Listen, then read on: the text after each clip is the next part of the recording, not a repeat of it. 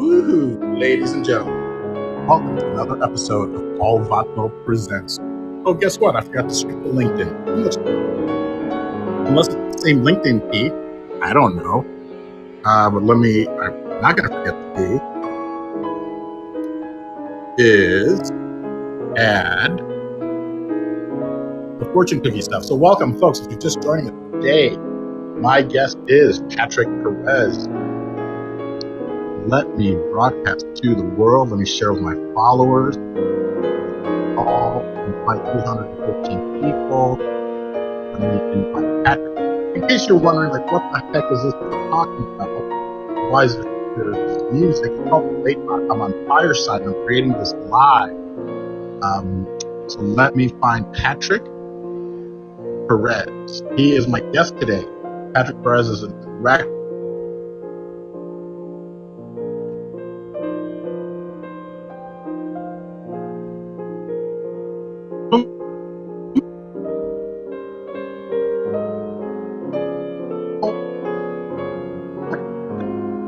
I know people are like, green room, but let's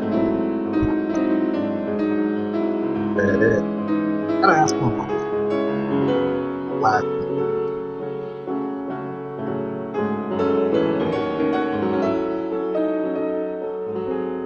Patrick, you are here, so we're gonna do the exact same thing.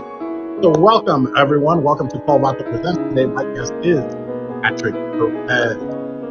Thank you so much. It's just going to take us a second to set up. I'm going to invite Patrick up to the stage and to video.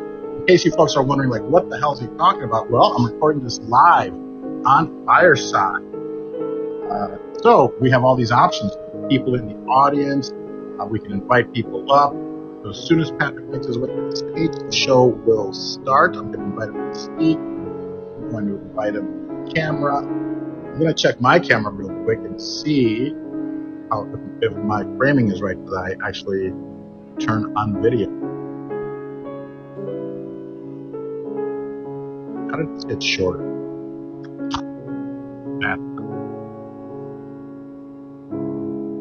Patrick, welcome. If you can hear me, please clap. And I know that there's music, or maybe it's called music. Yes, all right, Patrick, we're going to do this thing before. You could jump on the stage, that'd be great. I don't know if you don't see the invite. Patrick Perez, my guest. Patrick Perez. Is it Vidauri? You're gonna have to talk to me about that. Invite the video. I'm here. You're here. Welcome, my friend Patrick Perez. Let me turn the wait button off. That's, the intro music and whatnot. Let's mute the wait button. Thank you, my friend. Thank you so much for being here. You look amazing. Wow, thanks, Paul. It's been a while. It's been too long, hasn't it? I mean, I know it's, I've been busy, you've been busy, but I'm really, really happy that you took some time to reconnect. And I was like, who would I like to have on Paul Vato Presents? And I was like, you know what? It has to be Patrick, because you've been up to so many great things. And I feel, the world, or at least, some of my fans and listeners would love to know what you're up to and all the great work that you've been doing. It's an honor to be on with you. Thanks for the invite. Thanks for the support, and thanks for the recognition. We both started in this business a long time ago. We don't have to say how long ago, but we're still here, and we're doing, things are happening, and I think I'm going to be one of those 25-year overnight successes pretty soon. You took the words out of my mouth. We're overnight successes, and only took us 25 years. Salvation, my improv group from Chicago that I started 24 years ago, is coming up on 25 years. So this is about that same road, And so I'm glad that we've hung in there, because you have such a unique voice, such a great voice. You and your partner, your wife, Christina, just are a brilliant team. And I think that you guys are an inspiration. And I'd like to, eventually get to talk a little bit about that because yeah, you guys make such a wonderful team. And it shows in your work and all that. So we're very proud of you. Is I think what I'm Thanks, trying to say. man. Thank you. Well, for those who don't know me, I'm a director, writer, director, producer, and we have a film right now on HBO Max. This one here, there's a poster for it. It's called In Other Words, um, and I just completed another film I did two films, one in 2020, one in 2021. And the one we did in 2020 just got picked up by Samuel Goldwyn Films. And that's going to be for possible theatrical release, Paul. Theatrical. Oh, Patrick, I'm so happy for you and sad for me because I think I understand that. But I'm so happy for you because I mean that's a big deal, right? To just go, I mean to have a theatrical release, especially in this time right now. It's a huge deal. First of all, the only films that are getting theatrical release are Marvel films, with massive budgets, and with people not going to the theaters as much. Really, those tent poles are the draw. Our film is a little indie with a bunch of Latino main characters and really diverse cast. And but really no major stars to speak of. So for something like that kind of film to get a theatrical release is really really awesome. We're just incredibly proud and psyched that Samuel Goldwyn thinks that this is something that the world should see.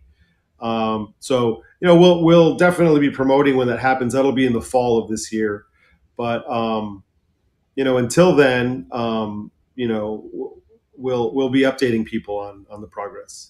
And please, I'd either love to have you come back, and maybe we can do this, more often than just once.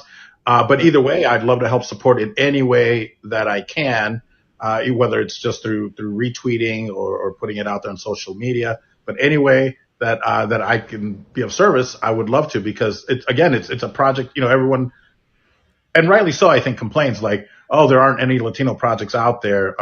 No one's giving us a chance. So when you have a chance, you jump on it, and then people realize what's been missing. I mean, if like I said, if is it Metro? You said Metro Goldwyn Mayer? Is that It's who's? just Goldwyn. Like it's the Goldwyn family made their own shingle. It's called Samuel Goldwyn's Films, and they've been doing really good, like premium work. If you look up their slate, they have some top quality award winning stuff. They have a pretty discerning eye when it comes to acquisition. So we're really proud to be part of their lineup. Wonderful. When is it slated for release? Then do you have a date, or do you have They're an? saying no, they're just completing the deal. So they're saying in the fall. It was just announced in the trades that. So really, I read it in the trades. I knew it was happening, but I didn't know the details. So I'm finding out, by the news articles as well. But they say in the fall, so we'll see specifically and have more info. Wonderful. Well, bottom line, how much did you make on this? No, I'm kidding. Congratulations. Now, but this isn't your first. Whoa! This is not. This is not your first rodeo. What's been your journey like? I mean, and again, we've known each other now since I think, since I moved to LA in 2000. That's when I started. That's when I came from Chicago. So right. You guys I know. Barrio Speedwagon. You had a sketch comedy show.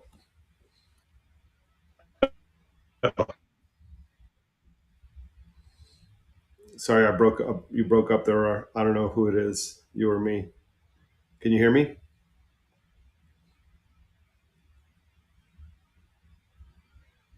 Am I frozen?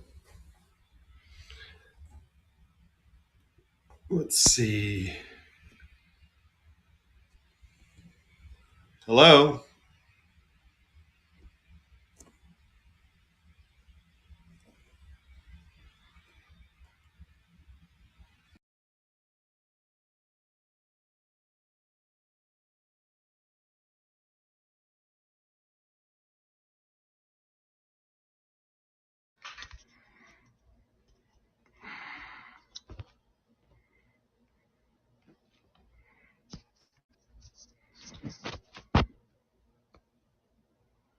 Okay. I switched.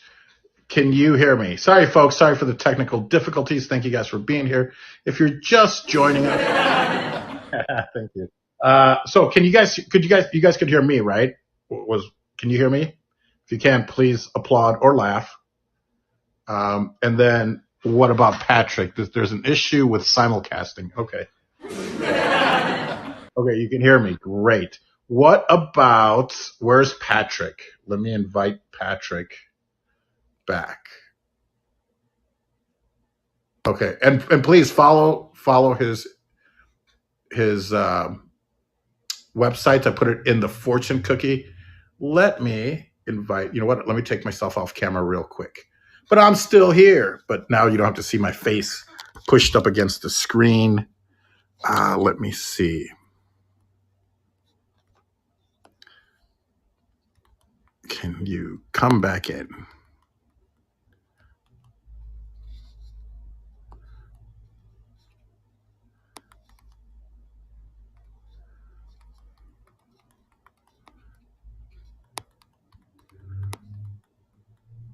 Sorry, folks. Thanks for being here. I guess I'll have to edit this out. Let me see if Patrick is back. Yep, there he is. Okay, let me invite him back. Invite to video. Sebastian, thanks for being here. Charlotte, thanks for being here. Okay. Hey, guys. Sorry about that. I'm not sure what happened. I don't know either, but we're back. So what I'll probably do is I'll just what time is it? Okay, I'll know what time to just edit this out for the final product. But hey, man, it's a live shoot. That's what happens on live audio. So if there's a bad connection, I think sometimes it just cuts out. Okay. But we were just talking about how funny Barrio Speedwagon, Touched by an Anglo. What a hilarious show that was. No, I don't know. I think we had brought up. Well, you were talking about our journey, and 20 years ago we met, or more, when you guys moved to LA from Chicago, and you were asking me about the journey. The journey, yeah. The journey. Yeah, but we still want to touch base, of course, on how hilarious the show Touched by an Anglo was. What did you guys think of us when we came out? Because for us it was a little bit of culture shock because we weren't familiar even with the word Pocho or maybe even Chicano. Uh-huh. Then I think I coined the term Chicano, a Chicano. Yeah. Or so Chicano. We weren't very much in touch with what was going on. I don't know. I found you guys to be right in the vein of what we were up to, which is kind of creating, comedy, broad comedy, but with a little bit of the Latin flavor, and, I joined up with Esteban Zul and Lalo Alcaraz early on because, I actually heard about them when I was in New York going to school, and I heard that these guys, there's a couple of Mexican Americans out in LA doing this comedy, and we were running in the same circles, and we ended up collaborating on stuff. They hired me to develop a script with them, and I edited one of their short films that was in the Fox Search Lab, and we became collaborators. And then you guys came out from Chicago, and I was at that time just really happy to see more and more creators, people who are dedicated to telling our stories, having a unique voice, not taking themselves too seriously. There was a certain style that you guys embodied that I think was jived with what we were doing. At that time, I literally thought we were all going to be overnight successes. Didn't you? Didn't you? 100%, because we came out with a show. We came out with Touched by an Anglo, and we're like, well, somebody's going to see this and see the brilliance in it. And looking back, I mean, I thought it was because we'd already created it and crafted it in Chicago, so we knew it was funny. We knew it worked, but we got the same kind of runaround, which was you take it to ABC or NBC or CBS, and they're like, have you tried Univision or Telemundo? And we take it to Telemundo and Univision. And then they are like, oh God, no, take it to, you guys aren't Latinos, you guys aren't Mexican, you got to take it to ABC, CBS. So we were kind of caught like in this middle. So I don't know if you're still there, Patrick, or if just the camera turned off. It could be also Fireside. Not a good experience if it is. Let's see. Invite to video. Oh, I'm going to make Patrick a producer also. There you are. You're also a producer, so you can turn your own camera on as well. Perfect. You're back. Yeah, I just had to wait that time. Am I back? Your voice is back, but you are not. Let's see. Come on. It keeps saying connection issue, stand by, connection issue. You know what? And it could be, I mean, I'd hate to think this big, but maybe it is, maybe it's Fireside. I don't know, because I think other people have been kind of having some kind of connectivity issues. Oh, Or it could be your internet connection. I don't know. Okay, well, I'm back, so let's keep it going. So we were going to be overnight successes. Yeah, and I mean, of course, I landed a Del Taco commercial campaign like 6 months in. It's like, this is easy. What are people complaining about? And then, but meeting you guys, and I don't know if the project that you worked with Lalo and Esteban was Taco Truck the movie, but we were here like a week, and we get brought in to do part of this table read for Gregory Nava, I think, right? And we met Constance Marie. And gosh, I forget what other these Latino actors, celebrities were like. Oh my God, we're in the same room as these guys. You know, the guy that had been on Three's Company, the guy that wiped his feet. I forget what his name was. Felipe. I don't know his real name, but that was his character name. That was his character. Yeah. And so I remember Joe Nunez and I were like, oh my God, that's that guy. Like, we were overwhelmed. And you're right. We thought, overnight success. Like, you kidding me? Yeah. This is easier. Yeah. This is easy. What are people complaining about?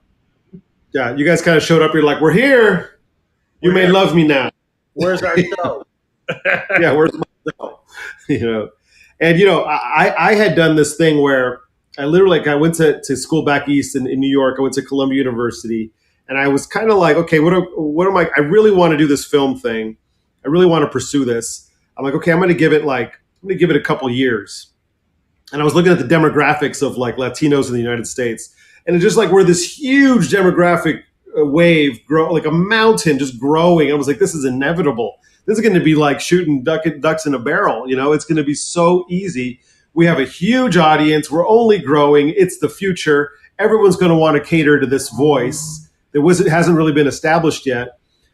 And 20 years later, that hasn't happened yet, And it's really like I've had to question my premise, like what it is I'm doing in this industry, my voice, a lot of things. Like, it makes you really think, like, why, if we are the largest minority in the U.S., don't we have the kind of success that African Americans have in comedy, in movies, in popular culture, And you could say, like, yes, there is successes. Of course, we have George Lopez's mega sells out stadiums and Fluffy, and so there has been growth in the comedy arena. There has been some growth in TV and films, but still, like, all the statistics say that we are like 2% of the actors. It's just a tiny sliver of the, and not representing our numbers in the population at all. So anyway, all that stuff has been shocking to me, that it's taken this long for things to happen. It hasn't stopped me. Like, I'm still writing with the Latino American voice, still making inclusive films. Still, like, for me, we don't make stories about narcos, maids, gardeners, or drug dealers, any of that stuff. I don't know any myself. Narcos never had any impact on people like you. Yeah. I know lawyers, I know doctors, I know my neighbors who are hardworking folks who own their houses. So that's what we write. We write regular people who happen to be Latino, and they're interacting in a diverse world. They're not interacting in only a Latino world. So, that's the way life is for me. And that's what we try to reflect in our films, and just have universal stories where we could show that we are just like everybody else. We have certain quirks, certain likes. We love tacos. Everybody loves tacos. Come on. Yeah. But anyway, those are the stories we're trying to tell. But yeah, I've been shocked that at the lack of this Latino wave, the fact that it never materialized. No, and trust me, we were there in the 1900s, the late 1900s, but where every year was, this is the year of the Latino. This is the year there's a Latin explosion. So much so that we wrote, one of the titles of one of our shows, I think, was "There's a Latin explosion in my pants," because we were kind of like just a little needling, because it's never happened. But first it was like J-Lo, then Ricky Martin, then Shakira, and every year was like, yeah, this is a year, and that's exactly what you said. And I think it's and I don't know. Are people, is the powers that be? I think they're more racist than they are money hungry. I think. I mean, it's because people go like, oh, it's a money thing. It's a money thing. But if it was a money thing, then they would see how much they're leaving on the table by not including us. So I don't think it's a money thing. I think it's almost. I mean, I'd hate to think that everyone is so ignorant, but then again, if you work in Hollywood and your maid is Latino, and you watch the news and you see all these bad things happening, and whether people invading the country or whatever, maybe then that's the only way they think. Or it's just too easy to keep thinking that way. So I don't know, but even the Asians, dare I say, got ahead of us. Thank you, Dr. Ken, type of a thing. But I think that they were more vocal about it, believe it or not. Where they would, if you don't support this project, then we're voting with our wallets. And I think that we, especially like Mexican Americans or Chicanos, we don't do that. Maybe are we too embarrassed? Is it? I don't know. I'm not sure. Like, now that I've been making movies for a while and I see the inner workings of things, and I'm trying to, like, my career is starting to get to the next level. I'm at a point now where, we have a script that we're trying to package, and it has a Latina lead, and we wrote it this way. And when they greenlight a film, they're like, okay, what stars can we put in it, right? So they're like, okay, what stars will greenlight a film? And what they're telling me is, like, basically the stars that'll greenlight a film is somebody that your grandma knows, like the biggest stars in the world, like Tom Cruise, and you name it, like anyone that your aunt would know. That's the greenlightable stars. Now, even if you say someone like Edward James Olmos, he is not a worldwide household name. He cannot greenlight a film, and so we're at this place of it is definitely an element of racism built into the system, because the big bankable stars are all white, Sure. And so you got to put one of them in your film in order to get the film greenlit. And so but it's the catch-22 that unless we put people who could be stars, the future stars, and greenlight it, we have to put them in films to make them stars, but they can't be in the film unless they're a star. And that's the catch-22 we're finding ourselves in, right? That's exactly it. How do you expect us to become stars if you don't even let us, do? Or if there is a great Latino role, then you put a white person in it, and it's like, well, I mean, Ben Affleck can play Latino in Argo. Of course, he can play Latino. Okay, but is the opposite true? Can a Latino play a white person? No. Right. So if they look like us, then I think we should be able to look like them, or no, I think that the answer to that, and what I've been doing with my career, is really just working outside the system altogether. Like who greenlit this film here was an independent company run by a Latino guy who wanted to tell this story, and so we told this story. We got Chris Kattan in it. We got Eddie Ganem, who we worked with in Lola's Love Shack, my first film. And, we went out and found some actors that we just did auditions. And we made a little film that, spec in the sense, they call it spec when you just kind of write something that nobody asked for. It's not commissioned. We didn't put any bankable stars in it per se, other than maybe Chris Kattan. And it was good enough that HBO picked it up. There are thousands and thousands of independent films that get made each year. And, the fact that HBO picked up ours, we're incredibly pleased, which shows that, we got the writing chops, the directing chops, the actors were good. Everybody did a really great job in it. But, that the only way to greenlight something is for us to greenlight ourselves, right? And so the moment we want to start attaching, like doing $2, $3, $4, $5 million projects and above, $10 million projects, then we're back to the old system where we need a star in it, a bankable star, a known, recognizable star. And then we were cut out of our own, like, I literally have a script that they're trying to change the ethnicities of my characters because there's no big Latino stars capable of greenlighting this thing. And I'm sure I'm not the only one. When you get to the level where people really like your work and want to put 10 million, they're going, yeah, we want to do that. But unfortunately, the cast you want doesn't support that, and so I don't know. I'm watching The Offer on Paramount Plus, I think right now, the story of making The Godfather.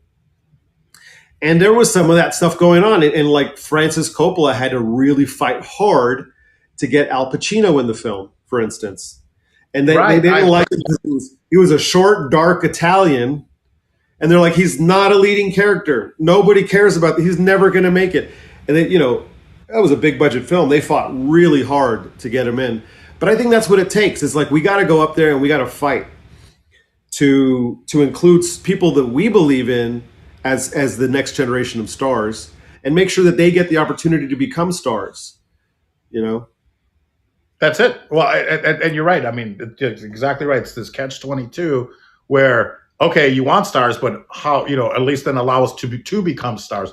Maybe not this generation, but the next generation. So, I mean, it's baby steps. It's baby steps, I think, but it's been going on since I've been in the industry 20 some years, 25 years, just like you had mentioned. Now, did you grow up in LA and then you ended up in New York for film school? Yeah. Where did you grow up? I grew up in LA. I grew up in a town called Hacienda Heights, out by Whittier, kind of Roland Heights. I used to, we grew up in a diverse community, like a bedroom community. My dad worked at Rockwell Aerospace. It was back during the Cold War when one father's income could support the whole family and buy a nice suburban house, 2 cars, Mm-hmm. And, but yeah, my next door neighbors were Korean. My other next door neighbors were Black, white, Mexican. Everyone was we'd play on the street together. So I grew up in a nice, diverse community here in Southern California. And then I really, it was suburbia. And I was kind of a nerd, not a nerd, but I was very bookish, very, I always wanted to travel. And I wanted to get the hell out of my suburban neighborhood. Like I couldn't wait to get out of there, So I applied to a bunch of East Coast schools, and I applied to Berkeley and whatever. And I ended up getting into Columbia in New York City. And of course I took it. That was as far as I can get from my neighborhood, And so I was 18 years old, Mexican-American kid, moved by myself to New York. No one went to drop me off. My parents just took me to the airport. I jumped on a plane and bye-bye. I saw all kinds of other parents dropping their kids off, help them decorate their dorm room. And I'm just like, I'm here solo, I'm a Chicano kid from LA. But, I took to New York like a duck to water, honestly. I loved it. And back then, probably still today, they didn't really card at the bars. So, we were 18 years old and we'd be going to all the bars and going down to the Village. And, we were just having a blast. Where did you live? Where does one live when they go to school in a city like that? I mean, is there a campus? Is there a campus. Dorm? I think it's kind of it's a dorm. So most everyone lives on campus because, unless you live in New Jersey and commute home, it's pretty much everybody lives on campus. So yeah, up in 116th Street and Broadway is the Columbia campus, and it's in a neighborhood they call Morningside Heights. I guess the analogous here in LA would be like USC, where it's kind of like it's in Harlem, you know, Right. but it's its own kind of university campus, and the university owns all the buildings there in Morningside Heights, and it was beautiful, really nice up there. It's right near Riverside Drive, so you have the Hudson River there. A lot of great restaurants, but it's pretty far. Like if you get a train from 116th Street and Broadway and you want to go to the Village, it'll take you 45 minutes to get there, maybe an hour, depending on rush hour. So it's like actually not close to like the hustle and bustle of it's way uptown, you know. But it was quiet.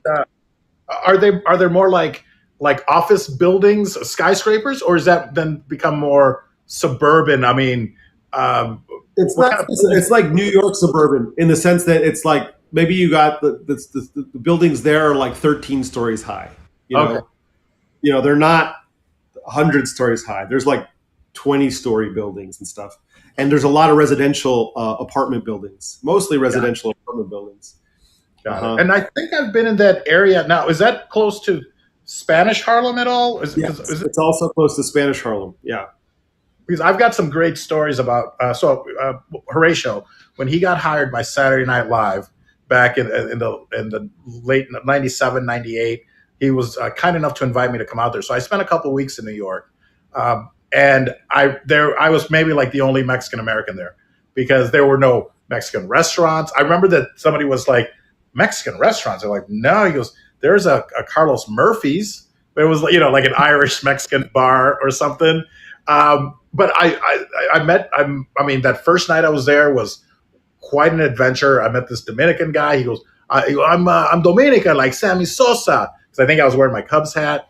And then he took me up to Spanish Harlem to go to a restaurant to get this Dominican experience or whatever, where promptly somebody was murdered outside of this restaurant. So I'm going to put together this story. While you were there?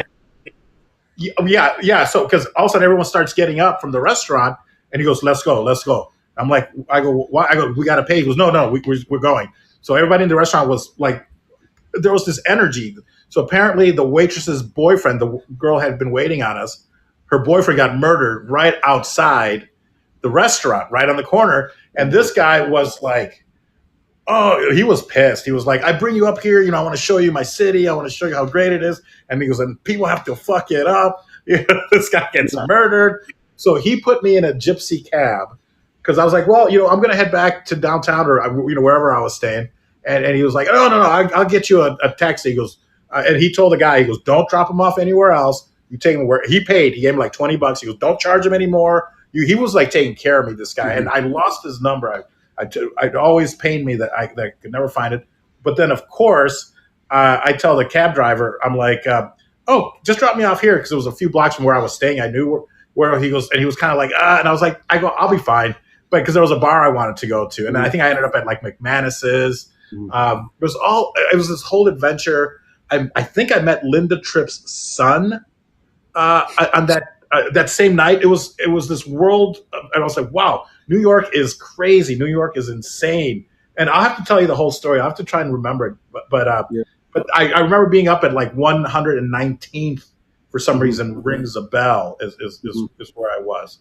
But I mean, it was quite the adventure, and I had a wonderful 2 weeks. But I guess my point was that there were no Mexican Americans there. So what year were you there, if you don't mind giving me I was there. I graduated high school in 1990, and I went to New York in 1990, the fall. And so back then, there was no Mexicans. In fact, there were, but they were all working in the back of kitchens. And I told people I was Mexican, and they go, "No, you're not Mexican," because they thought all Mexicans looked like Oaxacans. You know what I mean? Yeah. Sure. And they're like, "You're not Mexican," and I got a lot of people thought it was Puerto Rican, Italian, or Jewish. That's kind of what I got called out back then. And I walked into a bodega once, and I was really hungry for Mexican food, and I asked if they had tortillas. The guy didn't even know what a tortilla was. To them, tortillas were the Spanish omelet, Of course. This is in New York City. Now you go to New York City, burrito shops, taco shop. There was, dude, let me just say this, is like, I got hired to direct a film in New York last summer, and it was like the best. Like for me, psychically and spiritually, it was like full circle. Like I left New York wanting to become a director, and now I'm back directing a movie in the West Village. And it was just a huge freaking like I love New York. I'm crazy in love with New York. But I don't know. now there was a taco truck right outside the film set. Like literally, I walk off the set. There's a taco truck. I could get tacos de asada, tacos de carnitas. Like everything is there. So everything's changed. Like there's a lot of Mexican Americans there now. A lot of them. In fact, let me tell you another story. Like I was just there this summer, and we went to one of the oldest bars that we shot in, an old bar called the Little Branch. It's in the West Village, and it used to be a speakeasy. Like it has a no sign. You walk downstairs, and then you're in this little tiny bar. All of it's downstairs, right? And so very, very cool spot. We go in there. I meet the owner and his son. They're from Mexico City. Okay. They own this old vintage bar in New York. And dude, wouldn't you know it, we freaking hit it off. We were filming and we're wrapping up, and we weren't quite done, and they were supposed to open. And I was like, dude, we're not quite done. Do you think I can get one more? A couple more minutes. He goes, dude, take all the time you want. Take all the time. It's kind of the mi casa es su casa vibe. Like from one Mexican, I got the good treatment. Let me just say that. I got the royal treatment there. And it was just so cool to see how the city had changed, from when I was there back in the 90s. That's amazing. What, like you said, a full circle. And I don't know if I'm using the right word, but would that be cathartic, to start out leaving the city and then coming back and maybe completing this mission? Yeah, there was something really fulfilling about it. I mean, maybe there was a catharsis. There was something deeply, deeply satisfying about it. And I actually got to see some of my old college buddies. We went out. We went out at night and stuff, and just loved it, man. Love that city. I would love to spend some time with you in New York because, again, my experience was twice, both for a couple of weeks, because just like vacationing or going on holiday somewhere, if I go somewhere, if I spend the time, and my ex-wife hated me for the fact that we would, well, for other reasons, but that if I went, like when we went to Cuba, we planned it for a month. She's like, this is too long. I'm like, well, if we're going to go somewhere, let's just stay. Paris, I think we did for like 3 weeks or a month. And then Cuba, I was like, well, we can cut it early. She's like, well, no, we're here already. And then, kind of grew on her. But it's same with New York, and at the time I still had my ice cream shop. So it was kind of, difficult to be gone. But once I got there, I think I was just going to go for the weekend, see Horatio do his first show. Cameron Diaz was the host. Smashing Pumpkins were the musical guest. And it was a great show. It was a great first show for him. And then I was like, my friend's like, why don't you should just stay in New York? And I'm like, I can't stay. I've got a ice cream shop I got to get back to. He's like, well, you're welcome to stay here as long as you want. So he's passed away since. Ramsey Moore, who was a great comedian, very funny, really big guy, really heavy, but a stand-up comedian, funny guy. And so I stayed on his couch for like a couple weeks. We hooked up with a band they had a song called, they were the Sneaker Pimps. They had this great song called Spin, Spin, Sugar, Spin, Spin, Sugar. And then I would keep running into them because I ran into LA, and he goes, did your friend? I go, yeah, he stole a bottle of Jack from you guys. I go, and I'm really sorry. Because this other guy that I was with, it's Harry, stole a bottle of their booze. I knew about it.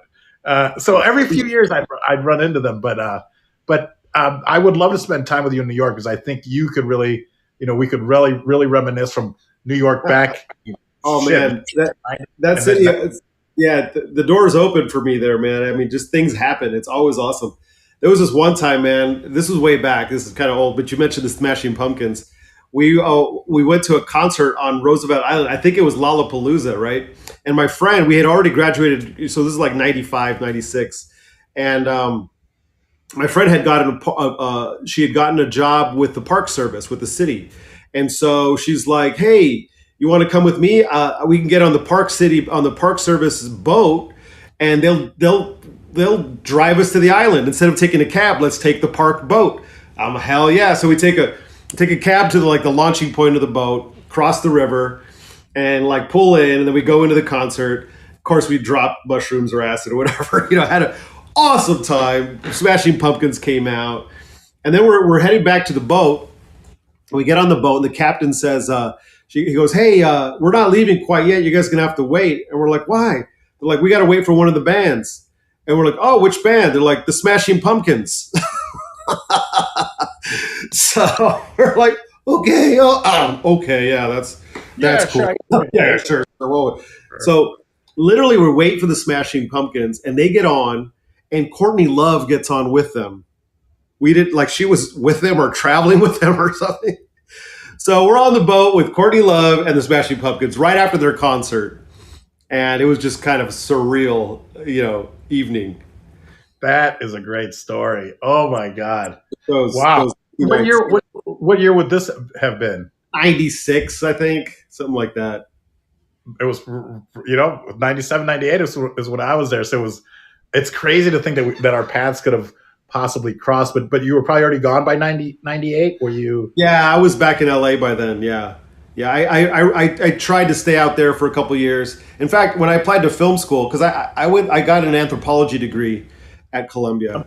I'm sorry, what? And anthropology. I know what it is, but what are you going to do with an anthro degree? Well, to me, like when you're at a place like Columbia, I would just take, there was literally a book that had who the best professors were and what their class was. And I would just take the classes of the best professors. I almost didn't care what they were teaching, because great professors are infectious with their excitement. And you learn way better learning from someone who's passionate about what they're teaching. And so Columbia is famous for anthropology. Plus, I love world history. But the honest, I was kind of taking a bunch of classes. Then I was looking at so I was taking a lot of history, some anthropology. I was taking astronomy, poetry, sculpture. I was taking all kinds of different classes, just broad.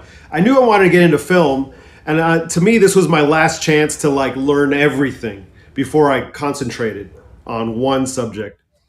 So I just took a broad thing. And then when I was looking at what I should major in, I had a few more. I could either major in history or anthropology, because those are the classes I had the most credits in. And to study, and here's the shitty part, the messed up part, is that in order to study my ancestors, your ancestors, the Aztecs, the Mayans, in order to study our own history, I had to major in anthropology. Our history isn't called history. It's called anthropology, right? At least in the East Coast institutions, right? History is world history, Western history, Asian history, anywhere with a written tradition. They burned all the Mayan books, and they destroyed the wisdom of the native civilizations.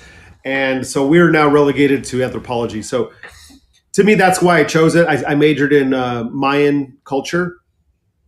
And so I did my thesis in post-classic Mayan archaeology of the Yucatan. And you said you're not a nerd, right? Totally a nerd, man. I mean, yeah, bookish. He said that's wonderful, Patrick. I don't think it's creeping up. So I'm sure we chatted about it in some drunken night many years ago. But that's wonderful. That's beautiful. That's such a great backstory. Yeah. And then to go to New York, because I think most Latinos, Mexican Americans, I should say, or if you're Mexican, you're going to stay in LA. You're going to stay close to your parents. I myself went away, to school 3.5 hours from home, because then on the weekends I could bring the laundry back, drop it off. Hi, Ma. I'll see you on Sunday when we drive back. Yeah. Okay, mijo. Okay, it'll all be nice and folded and ready for you. So must be nice. My parents, it's particular to that time and place, because my parents were also getting a divorce. I think I would have gone anyway, because I've always wanted to travel far and wide and get out there and see the world. But they were also getting a divorce, in the middle of a divorce, and there was no reason for me to go home. They were fighting all the time, and so Sure. You know, there a bunch of things influence. Would you even spend holidays in New York? I mean, with just One your new time, friends, I'm guessing. Or Yeah, for Christmas and New Year's, instead of going home, I went to Spain. Like I looked at like I'm here in New York, and I just said, okay, the same price for a ticket to LA or to Europe. I'm going to Europe. So I had a friend from college who lived in Spain, and I spent a couple weeks with him. I spent a couple weeks traveling around. I got to tell you this though, traveling in Spain during Christmas can get pretty lonely because everything closes. It's so religious. Nothing's open. You know what I mean? I couldn't even get there's no bars open, no restaurants. It was very it was like there were some lonely nights in certain, but it was also a lot of fun times. I would imagine. Did you hit the big cities, Barcelona, as they say, and Madrid and Andalusia? Yeah. I spent most time. My friend lived in Barcelona, so that's where I spent the most time. And he was like, "Oh my god!" Like he was a party animal. So we were literally, after the club closed at 4, we went to another club. Then that one closed like at 6 or 7. Then we went to another club, and I was like, "I'm done." Like, uncle, like, can I? And then I went to sleep in his car. I was like, "I'm done. I can't do this anymore." I think they're still doing blow and stuff and raging. And I was like, I don't want any more blow. Like, I'm done. And I went and took a nap in his car. I was like, can I just nap in your car? He's like, sure. So him and his friends were partying. And then I'm like sleeping in the car and I hear like I look up and there's a cop. And he's like, abre la puerta, Rick, and the cops want to see my ID and everything. Sure. I'm like, no problem. I'm just sleeping here. My friends are at the club. The cops searched the car and found drugs in the car. Not my drugs, but I had a passport, so I wasn't in trouble. But anyway, they got in trouble. Oh man. I fell in love with Sevilla. And they say, conocer Sevilla es conocer la maravilla. And I always thought if I moved to Europe, I would definitely make Seville a home base, or at least have a place there. Because, and again, the both times that I've been there, back in the late '90s, '98, I think was that same year I think that I went to Saturday Night Live.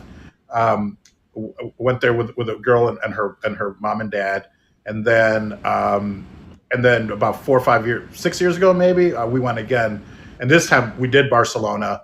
And then back, I was like, I'll go to Madrid again. I love it. I love Seville. I love all of Andalusia, Ronda, Granada, all those wonderful places. And I think it was because growing up in the Chicagoland area, there was this tapas restaurant that, so I've always had this affinity for Spanish food. Well, I guess just food. What am I saying? For food in general. But the tapas are certainly a favorite.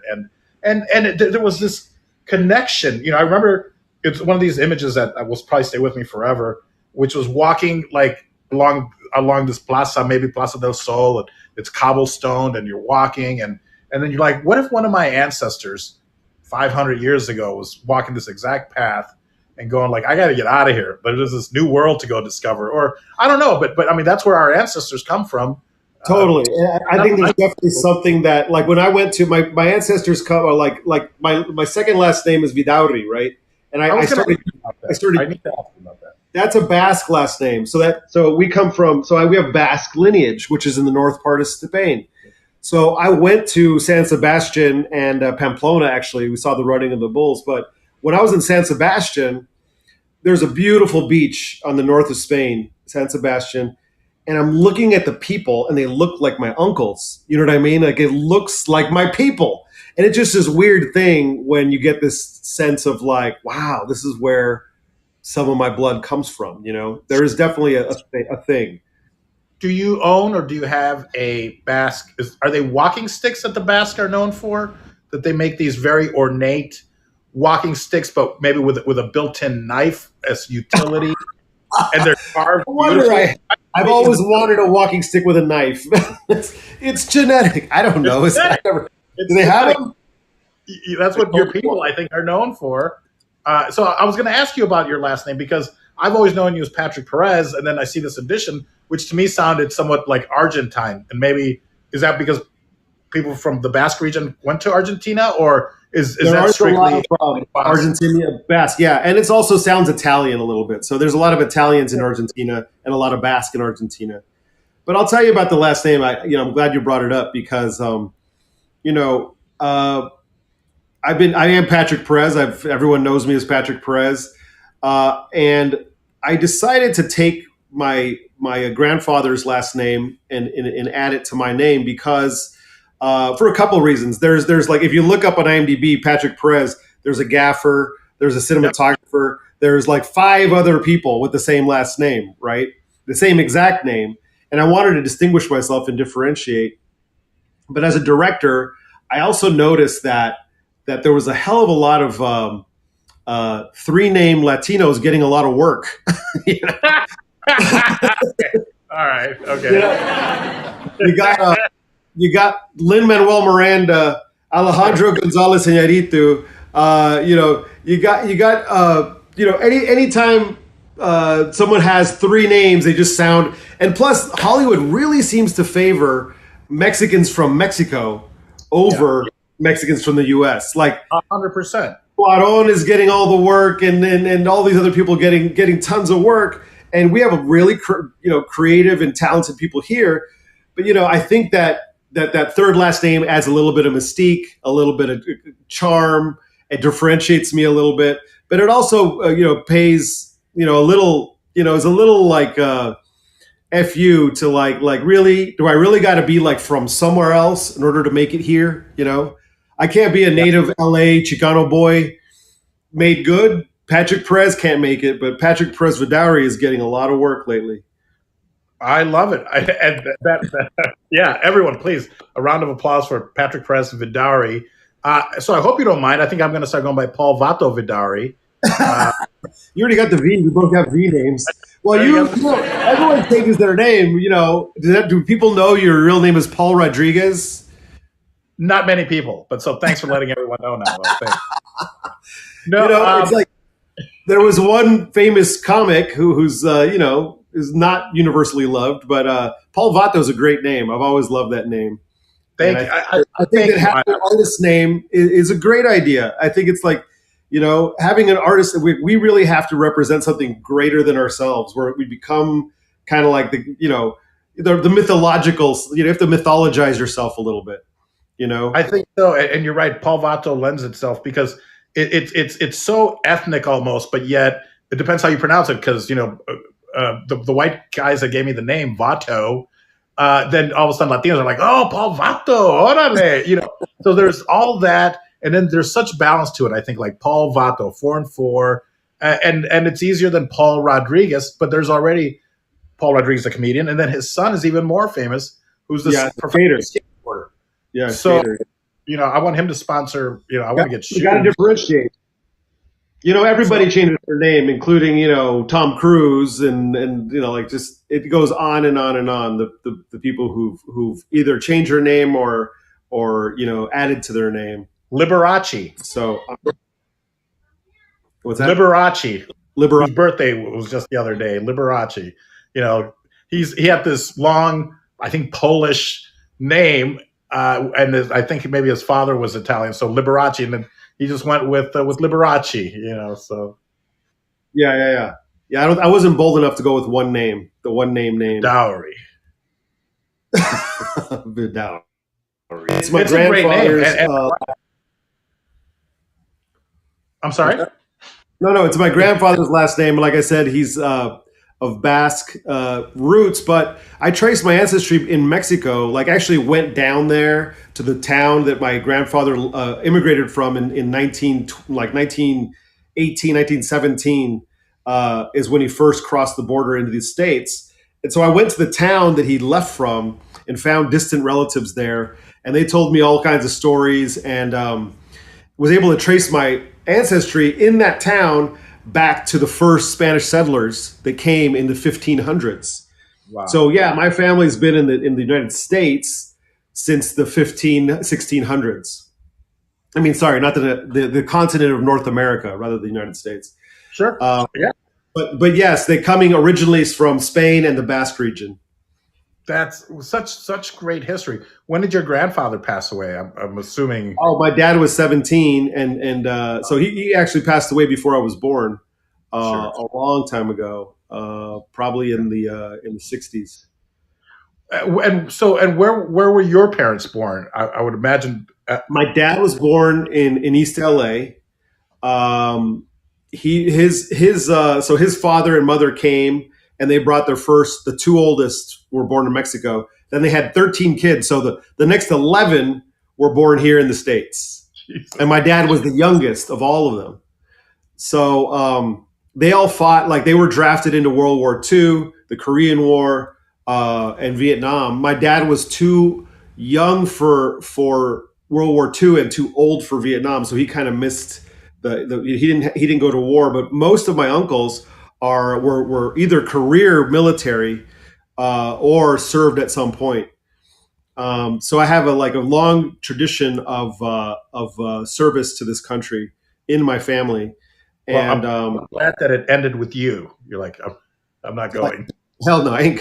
Well, look, I was an intellectual. I was a nerd. I wasn't interested in war or fighting. I was interested in books and learning. We're lovers. We're not fighters. Yeah, we're lovers, Paul. Come on. Obviously. Come on. Which kind of, you've probably heard the stories, and you know that it's my understanding that Latinos are the most highly decorated of Medal of Honor winners. I believe, and please, if I'm misspeaking, I hope somebody corrects me, but it's my understanding that as Latinos go, we have the most Medal of Honor inductees because, and I guess, I don't know, bravery, whatever, or maybe just because there were so many of us on the front line. I don't know, but I think a project like that would be amazing. Here I am, I'm pitching you ideas. Hey, how about doing this? How about doing that? I have definitely been pitched that before. Okay. That is a great idea, and I wish that we would actually do that.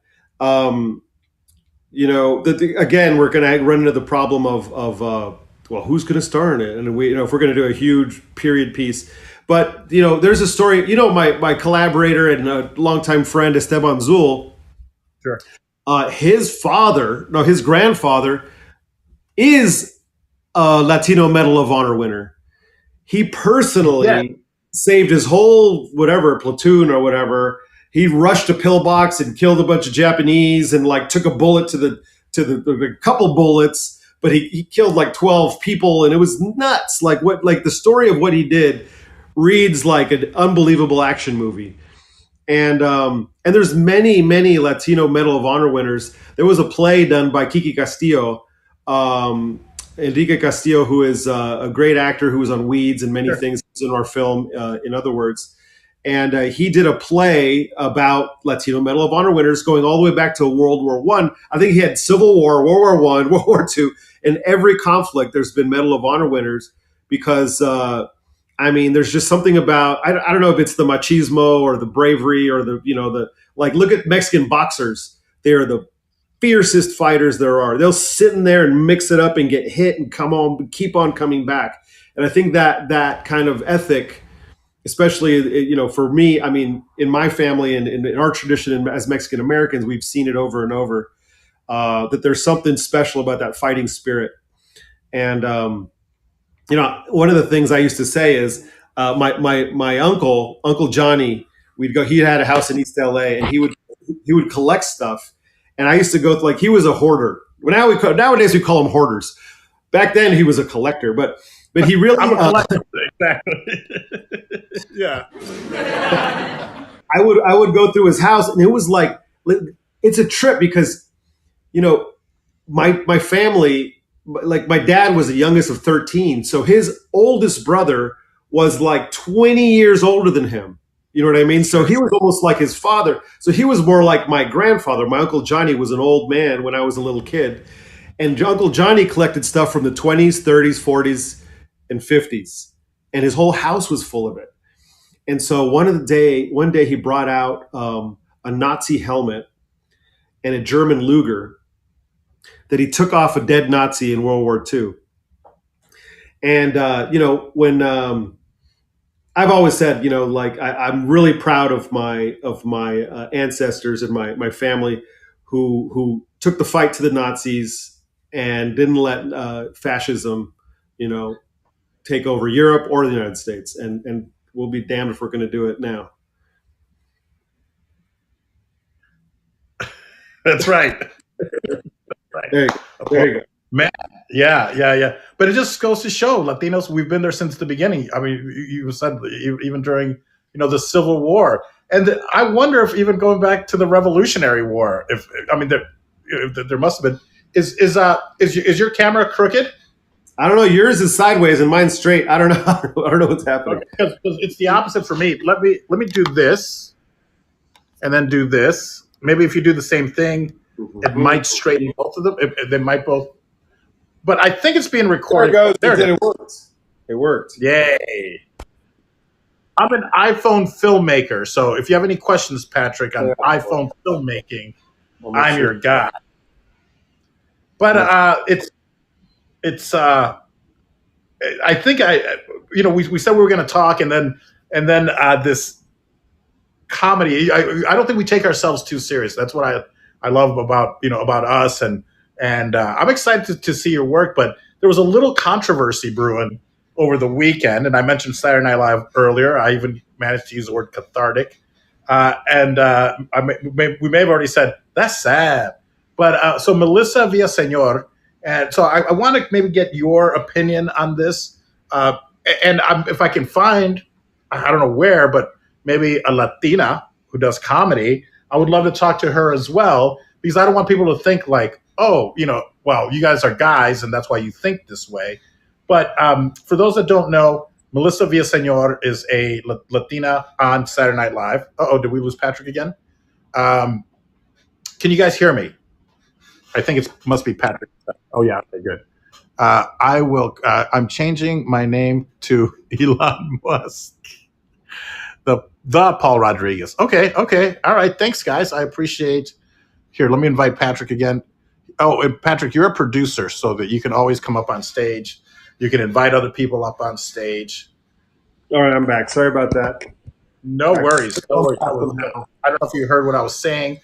Yes. The Villasenor, the little tiny sketch we got in SNL. Yeah, we finally do get a sketch, and not to blame her, but a lot of times, it's my understanding, if you're on that show, you got to be constantly pitching yourself. So I feel like a lot of times it might be not an easy road for people that come from like stand-up. You're used to doing your stand-up. Now, if you come from the world of improv, you're used to the collaboration. You're used to using improv to write sketches. So I don't know whose fault it is that they haven't maybe utilized her as much as they should. I would be happy as shit if I was on that show and didn't have to do any work. I don't know how long you can milk that, but I would be fine with that personally. I think she's done like 2 years or 3 years without hardly showing up. She's starting to bubble up now. But maybe she's hitting her stride, and I don't want this to be taken away from her because people found it somewhat offensive. And is Hacienda Heights actually by Pico? Hell yeah. Pico Park? What's Pico Park? Hell yeah. I don't know if I guess there's a real Pico Park. I've never been there. But yes, Pico Rivera is definitely by Hacienda Heights. Yes. Okay. Close. Okay. Because I, reading some of the comments, there was a lady who's somewhat notable in the Latino maybe film industry, and maybe you can explain her better. And I don't know if we should name names or not, but she wasn't very happy with the sketch. I think she's probably the one leading the charge. And I can see the all sides. And I was like, you know what? I'm so cocky. What I wrote was, well, first, it irks me when people call them skits. It just shows you that they're not in comedy. So they shouldn't even have anything to say about comedy. If you're calling sketches skits, and I know sometimes in the UK they're called skits, but it's sketches, and I don't think anyone's going to respect your opinion if you call them skits. I'm just putting it out there. I could be wrong, and maybe I'm being elitist because I studied at the Second City and Improv Olympic, and that's what my background is. But we never called them skits to us. It's almost like you're just doing little bits, where sketches are something that's well thought out, and it's satire, and it doesn't punch down, things like that. So that already got me going. I'm like, no one's going to appreciate what you have to say if you don't even know the difference between a skit and a sketch. and then, giving notes on this. So, I'm pretty passionate about it. And of course, I believe in freedom of speech and to be able to say whatever we want to say, and then, maybe deal with the consequences. But I think as comedians, as satirists, we need to be given a little bit more leeway to we know where the line is, but then it's our job to either push those boundaries, but do it in a smart way. So I wrote, like, I'm going to go check it out, and then I'll come back and tell you guys how you should feel. I'm being a little snarky. I'm trying to be funny. So I did. I went and checked it out, and I laughed. So that's the way I gauge it. If I laugh, then it's funny and it's work. And I don't think it was, is it the world's greatest sketch? No. Yeah. But was it funny and entertaining and without being heavy-handed? And, sometimes comedy and change, you need to, like, sugarcoat it a little bit. And so I enjoyed it. So I don't know how you feel about it, but I thought it was funny. I thought it was entertaining. It made me laugh because, and I'm like, God, I hope she never sees our old show, Touched by an Anglo, where our closing number was the Wetback Street Boys. I mean, she would shit her pants if she saw that, or any of, Who Wants to Be an American Citizen, where the more questions you answered, the more citizenship, visas up to full citizenship. So I don't know. What's your take on it? And I don't know if we should explain the sketch, or maybe people should go watch it. Let me I guess explain it first for anyone who didn't see it. Selena Gomez was one of the hosts of Saturday Night Live. I don't know if she was the main host. And Melissa Villaseñor, who's the only Latina cast member currently on the show, were playing basically a couple of cholas, gangbanger chicks, kind of gangish. They weren't, and it was really, to me, the comedy was built around their accent. And really the punchline, the catchphrase on it was, "That's sad. Oh, that's sad," right? And and if you read Villaseñor's take on it, she's saying that she overheard some girls talking in Target, and she thought that was a funny phrase, and she put it in her stand-up routine, and the writers took her stand-up routine and wrote it, and she helped to write it, and they developed this little sketch where they say, "That's sad," and they go, oh, that's good. Oh no, that's sad.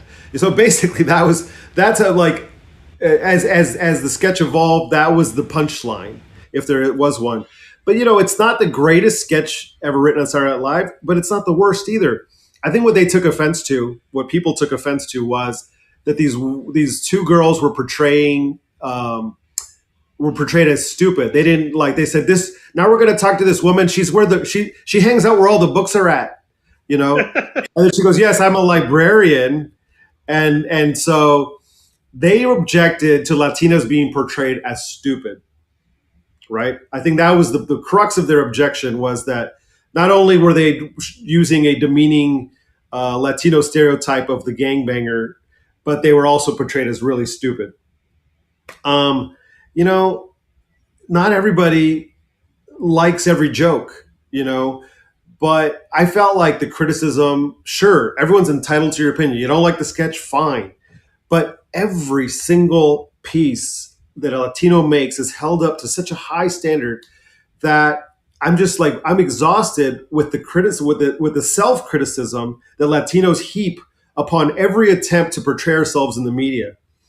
We saw this happen when In the Heights came out. I went to see it in theaters, and it was gorgeous, beautiful, a celebration of Latinidad. And there was every shade and every race and every group. There were Dominicans and Mexicans and Colombians and Puerto Ricans. Everybody was there represented. And so when the criticism started coming out from the Latino community that there weren't enough Afro-Latinos, I was flabbergasted. One of the main characters in the whole movie is an Afro-Latino. Two of them. Two of the main characters in the story were Afro-Latinos. Plus, they were well represented. And they were saying, well, the Afro-Latinos they picked, they weren't dark-skinned enough. Like, they were too light-skinned. I'm like, wow, we're really splitting hairs now. Like, nobody could do it. Not even Lin-Manuel Miranda can do it right. I really became kind of weary. So I'm starting to, like, I'm definitely a little bit, I thought the sketch was innocent and sweet. And it was a sketch that was poking fun at the accent. And I want to say this, that I think that the Chicano accent is not used enough in movies. It has never been really seen and featured in such a way. I know in Blood In, Blood Out, it has, or like Bound by Honor and kind of the gang films. But like, if you go to my barbecue of my family, it's, oh, George Lopez in his show used it a little, only he did, but not the rest. But if you go to the barbecue in my family, they have a really, really unique accent. It's just as unique as an Italian, a New Jersey accent, or a Jewish accent in New York, or a Southern accent. It's a very specific accent. And it's like, mijo, oh, how are you doing, mijo? You're looking really good. Oh, wow, look how tall you are. You know, like, that's how they talk, you know, and I love them. And I love that accent, and I wish it was used more. So I was kind of happy that the joke on that was the accent, you know. So I think the people who, because the catch line was, oh, that's sad. Oh, that's sad. That's sad. I think the people missed the joke. I think so, because you know what, they did a similar sketch about the 405, and I forgot what that sketch was called, but it was, you know, the whatever. But there were all these white people. Well, they were all blonde. Even Keenan, who's black, had blonde hair, and it was, I forget what they were called, but they had that California accent, which I didn't know it really existed until I met my ex-wife, and she would say, do you, what time are we going? I'm like, 6. She goes, sex. I'm like, what, sex? Wait, sex? 6 o'clock. Where I need a pen. You need a pen. Okay. No, a pen. I gotta write something. You know, and you're like, what the hell are these people? And then sometimes she would say, what's up, fool? Like, oh, that's sad. And this is a white girl, you know. So it's a very California. It's there. It exists. And I agree. I agree with what you're saying. But no one, I think, complained. And I should do more research and remember what that sketch was called about the people from the Californians. I think it was called the Californians. It was a complete soap opera, and they're like, everything was about the freeways, right? It was like, the 101 to the 405 to the 710. And that's exactly, yeah. And I don't think anyone complained about that. Like, oh my God, you're making fun of this California, of this white people doing this accent, you know. So I agree with you. I think, you know, the subject was that accent. And I randomly found, just earlier today, I found Melissa's podcast, and it's a one-person podcast. And on this episode, this was back in January, she was talking about it already, when Betty White died. And that's what happened. She was at Target, Betty White had died, and then people started talking about it because, you know, it comes up on your phone. And then so there was this Latina girl, and she goes, oh no, Betty White died. That's sad. So that's where it comes from. You know, it came from this, and that's how we develop characters, I think. I just also saw Mike Myers, the comedian, not from the horror flicks. Mike Myers, he was talking about how to develop a character, and sometimes that's all what it takes. It's, you know, one little word, and you're like, that's a character right there. You know, so I mean, right. I saw that. Give her. I saw that interview. She got. You know what? I think that they did it. They did it right. And you know, the problem is, and here's what I diagnose it, is that we don't have enough content. So every single piece of content is supposed to redeem all Latinos throughout all time. It's supposed to represent us in the highest light, because we're up on stage so few times that when we are up on stage, we're supposed to represent the best of the best at all times, you know. But that doesn't allow for bad comedy or trying stuff out and failing. And, you know, it's like you can't judge everyone into silence, you know, or criticize them into, into obscurity. I think people have to be allowed to like have a voice. And if you don't like it, great. Some people thought it was funny. Some people didn't. And they thought it was insulting. And we have to be allowed to fail, I think, is maybe kind of what you're saying, because you're 100% right. You know, that's the same with the films. Like in The Heights, every single film is held to such a high standard because we don't get a chance to do it. So when we do it, we're going to be criticized. So it better be great or perfect. And not everyone's going to like it. Not everyone's going to love it. You know, so you're 100% right there, Patrick. It's like there's such few content that it's just held to this standard that it's supposed to be like representing all Latinos in the best light possible and answer for all the past neglect in this one, thing. And it's like, it's not going to happen. And then there's this new, this is not, I'm definitely, I know your politics and mine, and we don't always see eye to eye, but we have a conversation and we have our opinions. And I just, don't like when, if you're not outraged, then you're wrong. It's like, I'm not outraged, and it's okay. You're fine. You want to be outraged? Go for it, but I'm glad they did that sketch. I hope they do 20 more. And I hope that the people who were offended by this like some of the stuff. But, we just can't tear people down before we even had a chance to rise, That's sad.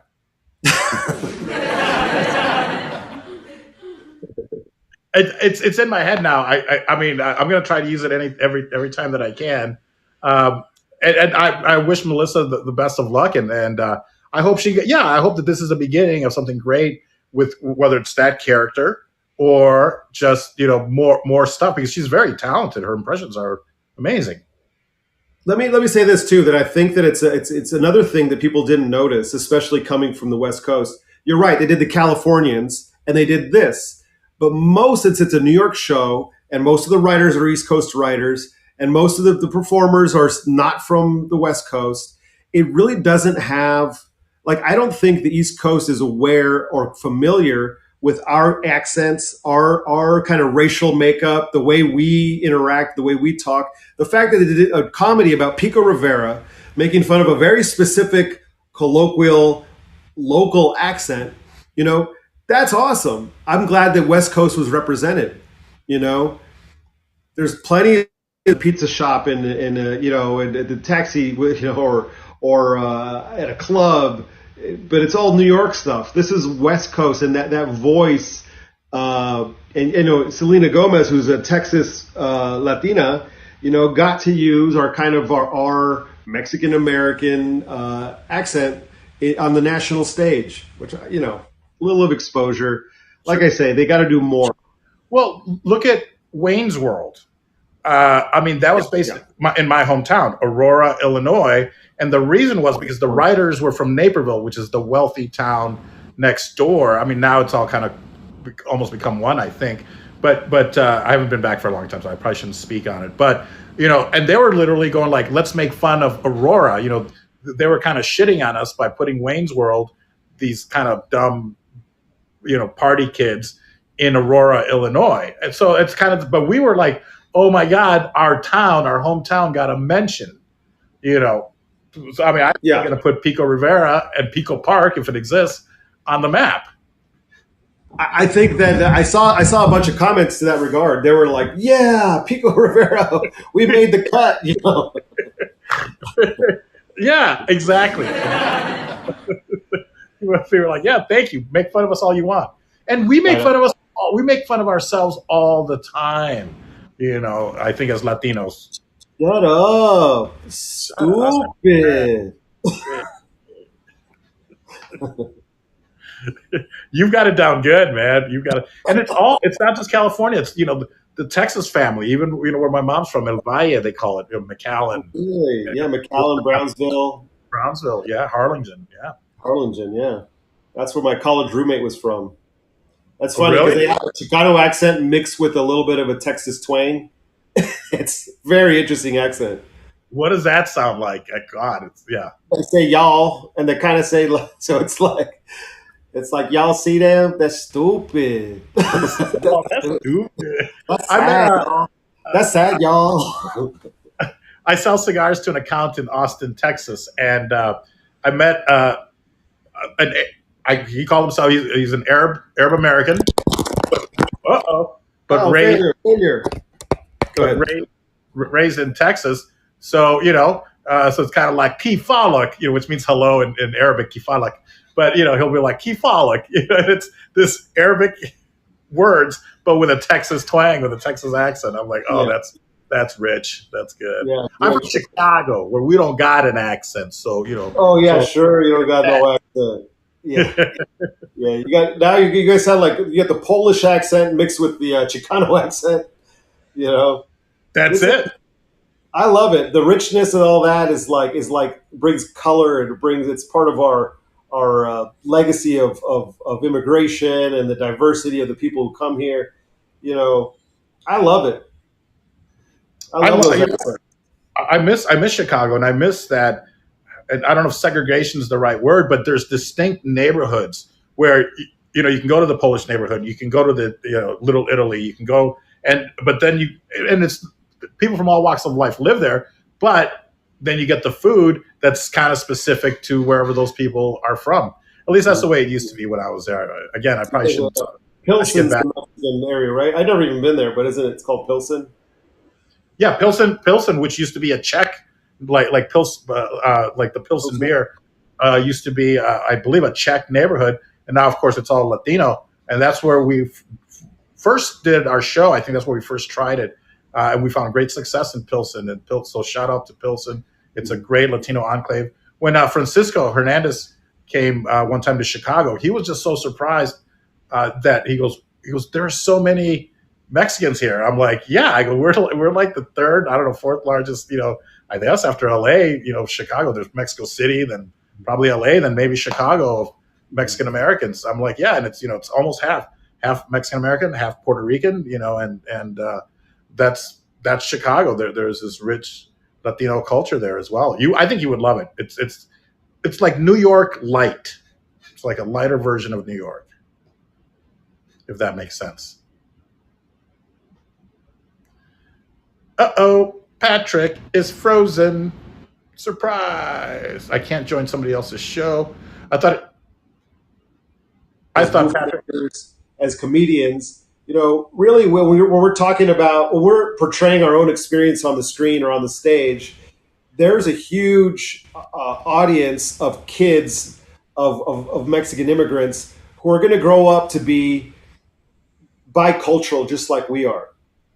And they're going to have the same experience that we did of living in both worlds and in two languages. And so I think that us as creators, it's important for us to keep putting our voice out there, because we're really causing like a resonance with the next generation. The one out of every, what is it, something like 3 out of 4 Latinos are like under the age of 18. Like Latinos are the youngest demographic and the fastest growing. So it's really going to be a big Pocho, Chicano, a Mexican American future and Latino American future.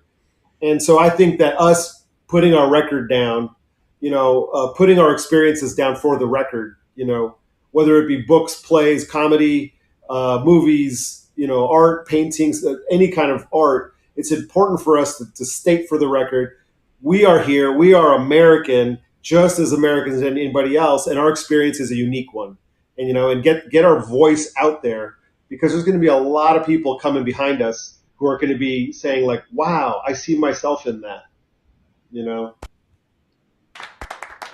Everybody. Thank you. Guys, I want to thank everyone that's been with us today. Thanks for popping in. And of course, please share the replay and then look for it. And if you guys could do me a favor, and if you go where the fortune cookie is, I've put Patrick's websites there. There's his IMDb. There is also directly to his website. You can also follow me at paulvato.com. But if you guys could do me a huge favor and look for Paul Vato Presents, the podcast. If you go to paulvato.com, there should be links right there, but it's specifically on iTunes or Apple Podcasts, I should say, and Spotify. And if you could give it a follow, if it's in your heart to give a review, if it's good, if not, don't say anything, and rate it, I would be eternally grateful, because that's how the podcast picks up steam. And I think I've already had some wonderful guests, and I have some other great guests. I think I'm going to do Lalo tomorrow. So if you want to pop in, I don't know if you guys chat or not, but I think maybe around 4 or 5 p.m. tomorrow will be Lalo Alcaraz, who's the creator of La Cucaracha. But Patrick, man, I don't know how you're doing on time, because we could Joe Rogan this and go all night, but or I'd love for you to come back whenever you're ready to promote something else. Sure, I'd love to be back. If you want to keep it going, you tell me. I'd love to increase my followers as well. Like if you guys want to follow me on Instagram, check out at Pat Perez World, And then on Twitter, I'm Pocho Patrick. So check me out on Twitter also. I don't really post that much. I just kind of creep and follow and read the news, but I post a lot on Instagram. And yeah, we're having a bunch of movies coming out. I have one that just got sold. I have another one, the one I did in New York, that still hasn't got a distributor yet. So there's going to be a lot of, and there's some festivals, film festivals coming up. So I'd love to get an audience. I'd love you guys to check out my film. In other words, on HBO Max. Leave a good review. Give us some stars. We're doing okay on reviews, but it could, I'd love to get more thumbs up and make it even better. But yeah, we're here to represent, inclusivity and diversity and authentic voices. And I'm going to keep doing it as long as I got breath in me. So That's wonderful. You're such an inspiration and so motivational. And lately, I also had a young lady, Natalia Michelle, who is only 20 but is killing it on social media, and her Instagram and TikTok, and has a company that helps other people with their socials. Let me ask you this, as a filmmaker and somebody who does casting as well and is very intimately involved with all that process. Has that become more important, social media? I know that obviously you want to get more followers and things like that, but if there are two actors that are equally qualified, do you start looking at their social media and go, well, this one has 1 million followers? I think that producers do. Like, I do produce, but I don't. I try to think like I as a director want to cast the person that I think is the most right for the part. If there were two, like I've never come across a moment where there was two equal people and I had a really hard time deciding. Usually it's like somebody is either right for the part or they're not. And it's, it sucks. As an actor, it's difficult. But usually somebody works. But yes, like for casting directors and others, it does make a difference. It definitely does make a difference. If you have 11 million or 5 or 4 million followers, that makes a big difference to people, especially because they're thinking the same as they're thinking when it comes time to distribution, can these convert into sales? Can your viewers, then you could advertise hey, I'm in this film, and then your followers will become your viewers, So yes, it makes a big difference to casting directors and producers. And then in television, I know that especially I worked in reality television for a long time, and influencers are big in that. They would bring influencers into game shows and reality shows and cooking shows and all kinds of stuff because they think that they're going to bring an audience with them. So yeah, it's important. That social media thing is important. Not that I've worked on it at all, but it's important.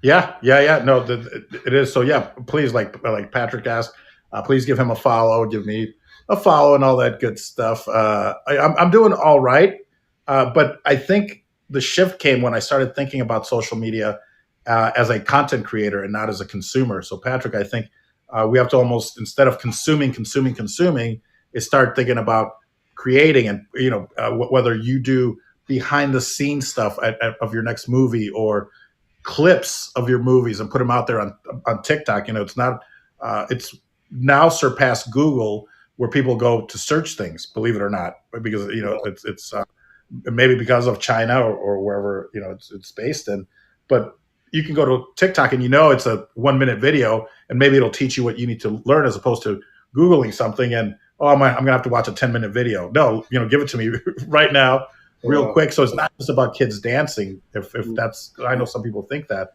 but TikTok is one of the places to be. So same thing. I'm working on that. It really hit home when my business was closed. Two bricks and mortar stores in Vegas and a casino. The whole casino's closed. There's no business. So that's when I was like, wow, I really should have been paying more attention to social media, because then you can reach out to all those people and you still have your customers. But so I don't take that for what it's worth, but it's important. This is great. Thanks for inviting me on the show. We both were on the radio, on terrestrial radio, with Lalo Alcaraz, your guest for tomorrow, on the Pocho Hour of Power. I think your voice is still on the intro. I think so. Well, I had Jeffrey Keller on as well, and I think we covered that. I think he said that they might have another theme song, but years, 15 years, I think I was like, let's do this or whatever. We had this whole sketch that we did, and it was such a pleasure. That's really how we got to know each other, right? I mean, or how did we first meet? I guess. I mean, we met before that, just kind of socially, but yeah, we were on that radio show every week for many years, and then I finally left when I started getting jobs, and I raised a family. I have 3 kids now, and my oldest is 14. So there came a point where I had to be at work. I couldn't be on the radio at 3 p.m. on a Friday, 4 p.m. on a Friday. Yeah, of course, because it wasn't. And I remember Alan Minsky, the producer, came in and it was like, "You guys should really do this new thing called podcast. It's going to be big." And like we were like, "Yeah," and we didn't do the podcast. Like maybe we should talk to Lalo about it tomorrow. I will. I think we need a Pocho cast, a Pocho podcast. Because I kind of tried, and I did a few episodes, but it was just so time consuming because I would literally, it was like this. It was a video podcast. I would take the audio and then I would throw images into it. And I still have them somewhere because I did. Were you there when the Blasters did a show? The band, the Blasters. Yeah. That episode. I have a few episodes. I'll have to dig them up, see if I can find them. Cool, man. Well, let's do this again. Patrick, I would love to. And hopefully next time your better half might be able to pop in and say hello. If you want to do a shout out to the beautiful Christina Nava, who I think I might still owe an apology. I remember when she wrote her show called Rocks on My Salsa. And I think I accidentally said, maybe I didn't accident, but I said something about salsa on my rocks. So I hope she didn't take it. I don't think so. Yeah, my wife is writer Christina Nava. She wrote this movie and produced it, and we've been collaborating for years. And so we're kind of a husband and wife team making films. And we're working on some new stuff. And well, let's have her on next time. I would love that. And even if it's just her, maybe even better. We'll have a better show. Yeah, most likely. Yeah, it's true. I think I'm going to try to start doing the Pocho Hour of Power again, because now I think it's call-in when they're not doing a fundraiser. It is public radio, folks, so be ready to be hit up for money all the time. But I loved doing that show with you, Patrick, and I thought we each brought a little bit of a unique voice, from different parts of the country, and I love it and I miss it. And you forget how much power there is in that, because it was terrestrial radio, but all over LA. I mean, we have such a great following on that show. So Patrick, it's been such a pleasure to reconnect, and I hope that we get to work together soon, or anytime, because I love your work. And if you look behind me, look, I could play a Mexican wrestler. You don't even have to see my face, whatever, Oh, that's you? I have no idea. Well, thanks, Paul. It's been a real pleasure, and happy that we're both still in the media, and and we're going to keep on doing our thing. So let's keep talking about it, making some noise. You got it, my friend. I think tomorrow it's this overnight success will come to us probably literally tomorrow or the next day. So we just have a few more days to go, and we're there. Awesome. Give Patrick a round of applause. Thank you guys all for being here. I'm going to invite the wait bot up, and then you can stay or you can leave at your leisure. Wow, we had a lot of people in here. Thank you guys so much. Please, share this. I'm going to share it right away, and then I'm going to edit it a little bit and put it out there.